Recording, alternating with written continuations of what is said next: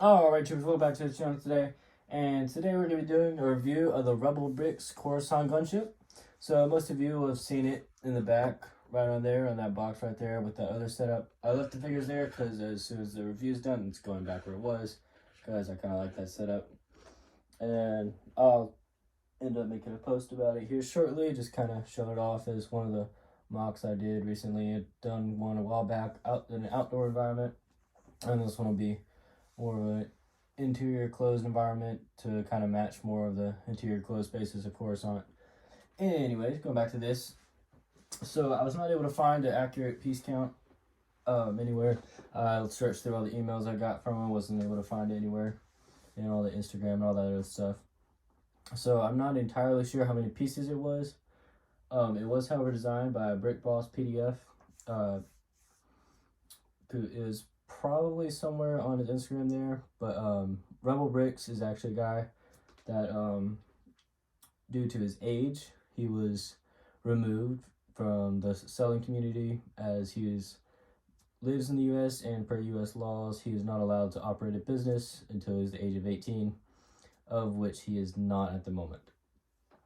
There's some people I heard different ages for him, ranging between 13 and 16, of which personally I don't see a problem with it as long as he's delivering what he's promising. But in some cases he was, some cases he wasn't. Some of the things that people were seeing from him was just stuff that plagues most smaller businesses, and even to some larger businesses for such as Republic Brix in this specific industry area. But yeah, so I'll go ahead and go into this. Personally, I didn't have too much problems with them. I also kind of left them open options. Unlike some people, I know how they dealt with them. It was very demanding, which in their circumstances was very understandable. He was, from what I hear, not always able to deliver on payment because not many people were buying his stuff, so he wasn't able to pay his designers too well, if at all. So yeah, just a whole bunch of stuff like that. And whether or not his age had been a factor, he most likely would have gone out of business just due to the lack of people purchasing his products. Yeah, enough about that. Let's go ahead and jump in. So the price of this specific set on his website when it was still available was $120. However, when I bought it, it was on 50% off discount, and at the time I paid $102 for it from him. But there were other pricing factors that went into it, which I'll get into in a minute. But $102 is what I paid him to get it. And as I've already said, this is no longer available from Rebel Brix as he is no longer operating in business. He might be under a different name with another false age, because apparently I'd heard someone say that he had been in business before and somebody brought up his age, of which he was not allowed to operate a business. And then he came back somehow under Rebel Brix, so who knows? Maybe he's out there, maybe he isn't, but this is what we got from him now. Alrighty, so as far as the pieces I did get, they were pretty good shape when I got to them. They were mostly new and in good condition. They were even packaged pretty bizarrely. And there's different views here. I'll just kind of rotate it briefly before I'm not pointing out anything specific on it. I'll just kind of rotate it from time to time. Yeah, so it seemed like he used packaging similar to what Lego uses, those little plastic bags that they use. However, he had it sealed into different segments, of which I'm not really sure if they're supposed to be like different modules. Like, since the bags weren't numbered, maybe they're supposed to be like this section first and then this other section of the bag, which I'm not sure. I didn't see a pattern there when I was building it. It just seems to be kind of randomly thrown together. So who knows? Maybe it was something, maybe it wasn't. And then there were also some that were in kind of more loose bags, as other resellers will have, just kind of Ziploc like bags, and kind of like sandwich sized or quart size or gallon size or whatever it is. But yeah, so it's pretty good. However, I was missing a couple pieces, of which to get them to me cost in the range of $30. I don't remember exactly how much it cost, but it was about $30. I think it was $29 and some change, something like that, to get it. And that did include shipping. Shipping was about half of the price. So the pieces themselves were about $15 to $16, but the shipping was much more than I would have liked personally. But I actually went with the cheapest vendor available, which it was still $30 roughly. So overall, I paid about $132, taking into account the extra piece I had to buy. So that's that. Let's go ahead and jump into the design and the rest of the review. As far as the design of this model goes, it's roughly based on the one we got from Lego, I believe in 2013 or 2014, I want to say. The Coruscant Police gunship from that. And the biggest designs I've seen, as far as what I can tell from pictures, because I've never actually seen or had the Lego version in hand, is on these wings right here. So these will stick straight out, whereas in the Lego version they were tilted down a little bit. So instead of being straight, they actually had a piece that bent it to go down a little bit. So not too big of a difference there. And then on this back piece, from what I could tell through the pictures, that they did not have the ability to fold up like that. And on these back wings right here, and they were just stuck at an angle like that, and they didn't have any hinges. They was just, you know, just a little bit shorter on that. But these have the ability to go to that accurate tilt there. I actually had that a little farther than it needed to be, and then also less detailing on this side, so the doors are simplified a lot here versus the Lego version. But some other just other general stuff you see. So they have, as did the Lego ones, they had stud shooters, or not stud shooters, but missile shooters, I guess you could call them, up here with the spring-loaded shooters in there. And then they also had just pieces that they actually used for a ship. Is actually a Cars 2 set that I remember first seeing this piece. But this one's in a darker blue color, so probably, if I had to guess, one they also used in that Lego version of the police gunship. But yeah, overall the model's pretty sturdy. You can grab it from a lot of places. You can grab it from the back and pick it up. You can grab it from the doors.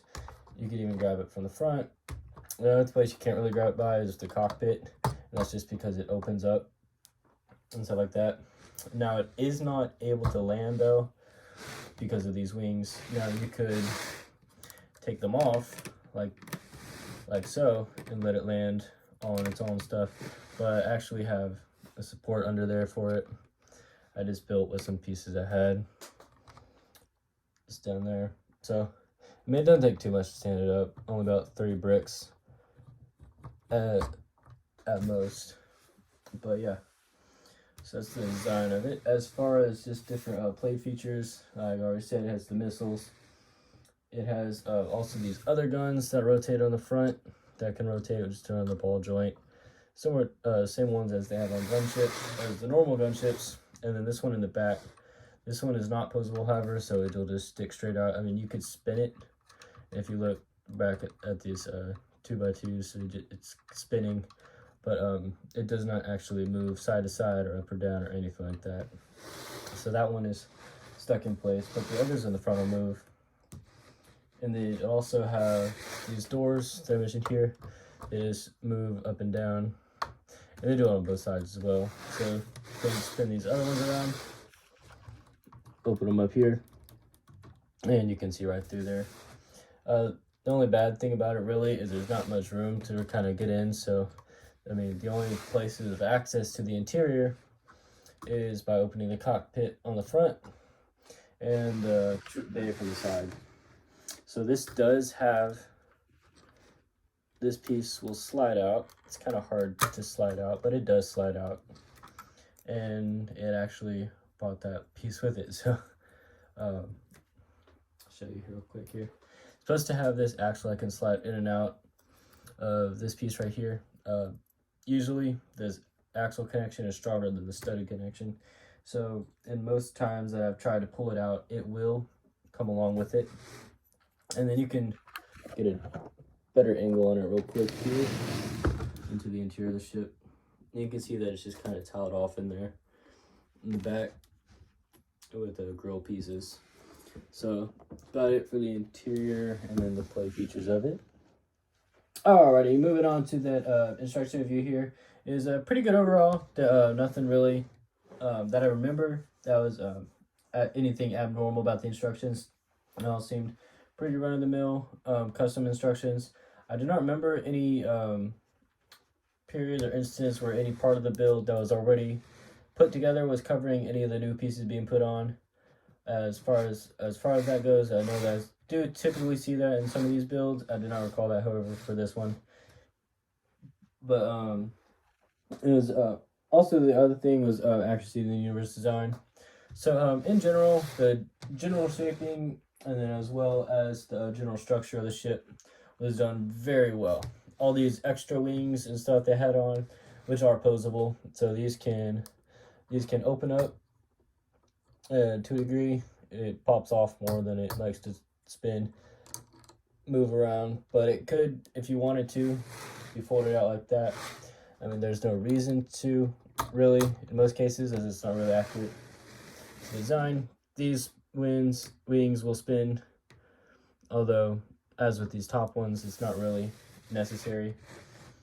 And then these as well, and then as well as this on the bottom, which I thought was interesting at first. I was kind of curious on why it was there, but it actually is on the Lego one as well, and I believe is supposed to be more of like a ramp for the troopers to use to get down.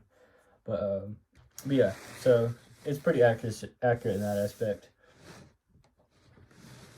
But I mean, there's a couple things as far as like little detailing that would have been on the side that would have also varied between gunships as well. But as far as just the general run-of-the-mill ship, it does very well in giving that same shape and appearance. And I mean, if you had this anywhere, anyone that's seen one of those police gunships would have recognized immediately. I mean, it even has the red and blue lights of a typical police vehicle. The red there, and then the blue over there. Not too visible, but still there. Alright, moving on to one of my favorite parts of this video is on whether it is or is not a minifig scale. And so, per the standards that I use on this channel, it is not a 1 to 40 scale. I didn't do the exact math on what the scale is, but it is slightly larger than that. So, the in-universe length of this ship, which is how I generally base the scale of the ship based on, is 37.66 feet long. So using that to get to the minifig's length scale would give us 11.3 inches if it was in a perfect 1 to 40 ratio. It is, however, a 12.3 inch long vehicle, which so just about an inch longer than the minifig scale would be. So as I said, not really too much, but per the scale we use here on the channel, it is not. It is a little bit bigger than the minifig scale, but not by much. So for me, I would use it as minifig scale in like models and mocks and stuff like that. But for the purposes of this channel, no, it is not. And that's going to wrap it up for the day, folks. So if you liked the video, don't forget to like, comment, and share. If you're new, go ahead and hit that subscribe button. And I shall see you all on Tuesday.